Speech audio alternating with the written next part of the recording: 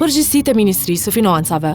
Bazuar në legjislacionin në fuqi si vijon, ligji numër 3 L048 për menaxhimin e financave publike dhe përgjegjësitë, me plotësim ndryshimet pasuese.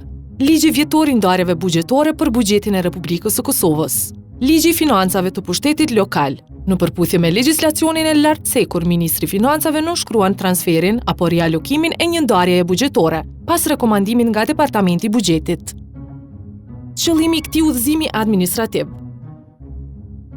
Udhëzimi administrativ ka për qëllim të rregullojë procedurat e transferit të rialokimit të ndarjeve buxhetore brenda organizatës buxhetore, të sigurojë transparencën e procesit buxhetor në përputhje me nenin 30 të ligjit për menaxhimin e financave publike dhe përgjegjësitë.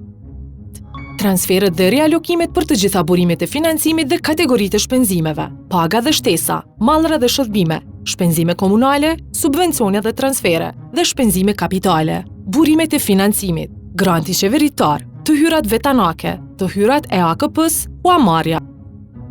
Zbatimi i udhëzimit administrativ nga institucionet. Udhëzimi administrativ zbatohet nga të gjitha organizatat buxhetore me rastin e parashtrimit të kërkesës për transfere dhe rialokime të një ndarjeje buxhetore. Udhëzimi administrativ zbatohet vetëm për transfere dhe rialokime brenda organizatës buxhetore. Rregullimi i ndarjeve buxhetore të OB-ve, bazuar në arsyeshmërinë e kërkesës së OB-ve. Ndikimi i transferit apo rialokimit. Ndikimi negativ. Nënkupton zvogëlimin e ndarjes buxhetore në nivel të kategorisë së shpenzimeve, nën programit dhe projekteve kapitale. Projekt. Nënkupton projektin kapital ose projektin jo kapital, shpenzimin rrjedhës. Të gjitha shprehjet të përdorura në këtë udhëzim administrativ janë në harmoni me LMFPP dhe ligjin vjetor për ndarjet buxhetore. Arsyeshmëria e kërkesës për transfere dhe rialokime. Për rregullimin e ndarjes buxhetore sipas nenit 30 të LMFPP-s dhe ndryshimin në shumën e ndarë për projekt kapital në kuadër të nënprogramit sipas ligjit vjetor të buxhetit. Organizata buxhetore përgatit analizën e arsyeshmërisë me sqarime të detajuara e cila konfirmon përfshirjen e politikave të reja gjatë vitit fiskal bazuar në legjislacionin e miratuar, duke përfshirë titullin e legjislacionit të ri që është miratuar nga Kuvendi i Republikës së Kosovës, datën e miratimit të legjislacionit, kohën e fillimit dhe datën efektive për zbatimin e legjislacionit.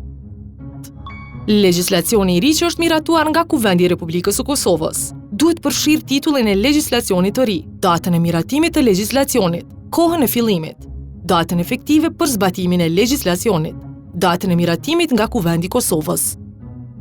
Antarësimi në organizata ndërkombëtare dhe bashkëfinancimi me donatorët. Antarësimet në organizata ndërkombëtare që përfshin të dhënat se në cilën organizatë ndërkombëtare është bërë antarësimi, datën e antarësimit, planifikimin e pagesës për antarësim me kohë, shumën e pagesës e cila nevojitet të paguhet dhe detajet e autorizimit të antarësimit.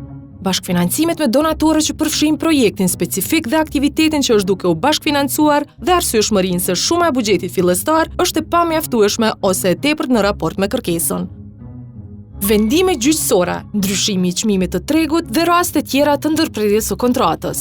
Zbatimi i vendimit gjyqësor i formës së prerë me të gjitha detajet e tij. Ndryshimi i çmimit të tregut për shërbime publike për rrymë, ujë, ngrohje qendrore, mbetyrina, telefoni fikse dhe mobile dhe shërbime të ngjashme, me një përshkrim se si ka ndikuar rritja e çmimit në mungesën buxhetore, apo arsyeja e ndërprerjes së kontratës dhe bashkangjitja e kopjes së kontratës, aneks kontratës, marrëveshjes apo detyrimi tjetër ligjor.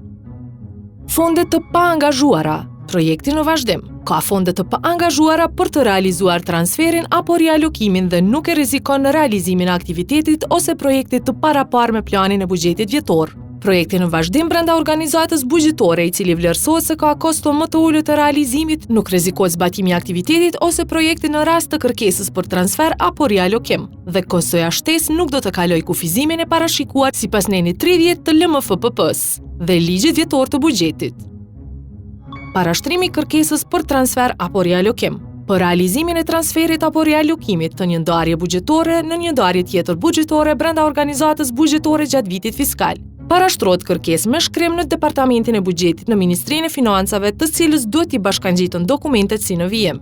Kopja e kontratës së projektit kapital apo jo kapital dhe raporti i realizimit i cili pasqyron mungesën e mjeteve financiare dhe dokumenti sqarues nëse mungesa e mjeteve financiare vjen si pasojë e zbatimit të neneve 39 dhe 40 të LMFPP-s dhe një dëshmi nga thesari se këto mjete janë marrë mbi këtë bazë. Parashtrimi i kërkesës për transfer apo rialokim. Çdo kërkesë për transfer apo rialokim duhet të identifikojë kategorinë e shpenzimeve nga e cila bëhet transferi apo rialokimi, si dhe kategorinë e shpenzimeve në të cilën bëhet transferi apo rialokimi. Kur kërkohet transferi apo rialokimi, organizata buxhetore plotëson formularin e bashkangjitur në shtojcën numër 1 dhe shtojcën numër 2 të këtij udhëzimi administrativ.